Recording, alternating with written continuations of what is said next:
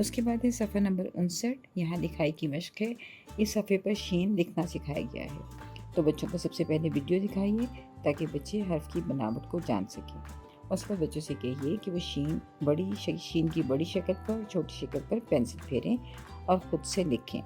तो बच्चों से कहिए कि पेंसिल को नुक्ते आगाज़ पर रखें, तीर के साथ साथ लिखें। यह है शीन और ऊपर 3 नुक्ते भी लगाएं। इस तरह शीन की छोटी शक्ल लिखें और फिर ख़ुद से शीन को लिखना सीखें और लिख सकें। उसका शीशा, शरबत, शलवार और शामी कबाब, इन अल्फाज पर पेंसिल फेरने से के लिए कहिए और बच्चों को कहें कि जब वो पेंसिल फेर रहे हों तो साथ साथ इन अल्फाज को पढ़ें भी। तो जब वह इन अल्फाज को पढ़ेंगे तो अपनी और ज़ोर से बोलेंगे तो उनकी सुनने की, बोलने की और टच करने की महारत में इजाफा होगा। यानी उनकी छूने की, पेंसिल से जब वो लिखेंगे, पेंसिल से जब वो इन अल्फाज पर, नुकात पर उंगली फेरेंगे तो उनको ये अल्फाज लिखना आ जाएंगे और उसको सीख जाएंगे।